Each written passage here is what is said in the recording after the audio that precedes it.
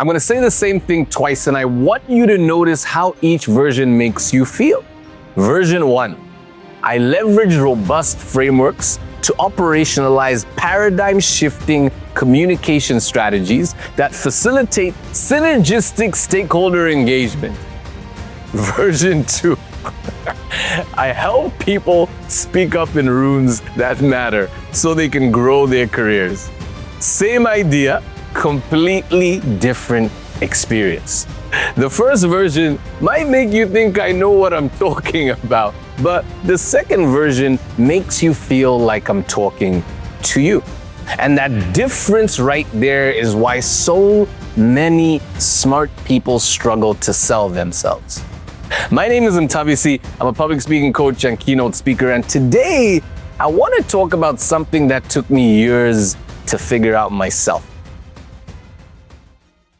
Here's the thing about being smart, educated, or accomplished. It can actually work against you when you're trying to connect with people. And here's why. When you've spent years getting degrees, building up your experience, becoming an expert at something, you start to believe that the thing people want to see and hear is your expertise. The polish, the big words, the ability to sound like you really know your stuff. So you walk into a networking event, a job interview, a pitch meeting, and you show all of that. You use the words in your field. You speak with confidence. You make sure people know you know your stuff. And the people across from you walk away thinking, well, they were impressive, but they can't actually remember why they should care or what you said. Research on language and trust backs this up. Studies have found that people engage with, prefer, and trust communicators who use simple everyday language far more than those who use complex language. Not because simple language sounds less smart, but because simple language is easy to follow. And easy to follow means people can actually connect with it. The irony is that the more you try to show your intelligence through big words and complex sentences, the further you push people away from actually connecting with you. I learned this the hard way. When I first started doing competitive public speaking, I used to give speeches the way I thought speeches were supposed to be given. Polished, serious, every word carefully chosen, no jokes, no stumbles, no personality, just clean, neat, precise delivery. And I was confused when it wasn't working the way I expected. Then an evaluator pulled me aside after one of my speeches and said something that changed everything. She said, "You sound too perfect." And perfection is unrelatable. Nobody can connect to perfect. Perfect doesn't make people feel seen. Perfect just makes people feel like they're watching a show from a distance. After that, I started doing something that felt strange at first. I started being more human.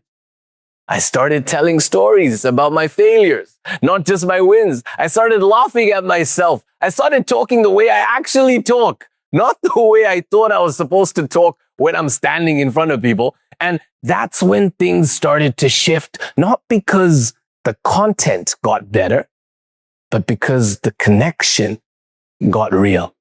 So if polish and big words don't connect with people, what does? Brené Brown has spent decades studying exactly this question. And what her research keeps coming back to is this. It's not our credentials that connect us to other people. It's our humanity, our imperfections, the things we've struggled with, the experiences that shaped us. She found that what we often see as our weaknesses, the things we'd rather hide, are exactly what create the deepest connection with other people. Because when you show someone you're human, you give them permission to be human too. And that's when trust is born.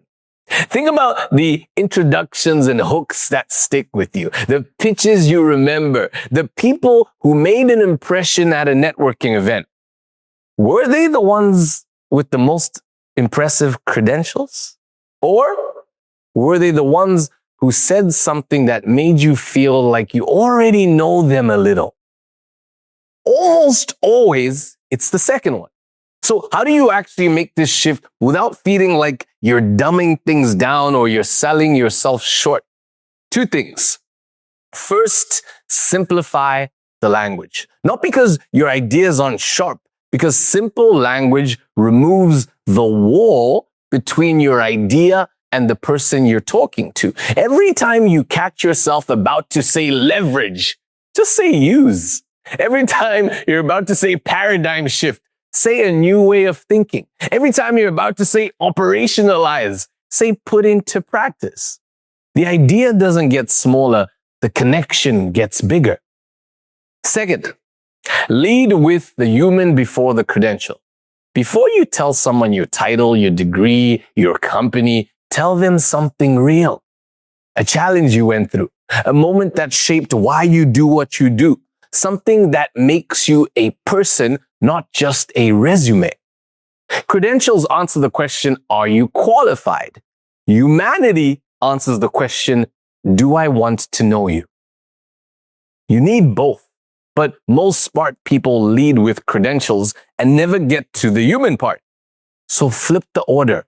The credential lands so much harder when it comes after someone already feels connected to you as a person.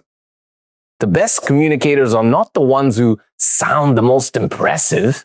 They're the ones who make you feel like they're talking directly to you. The ones who use words you can actually hold on to. The ones who aren't afraid to be human in rooms where everyone else is trying to look perfect. Your intelligence is not the thing that's going to make people trust you and follow you or remember you. Your humanity is. So lead with that. If this resonated with you, make sure you subscribe for more content like this. I'll see you in the next one.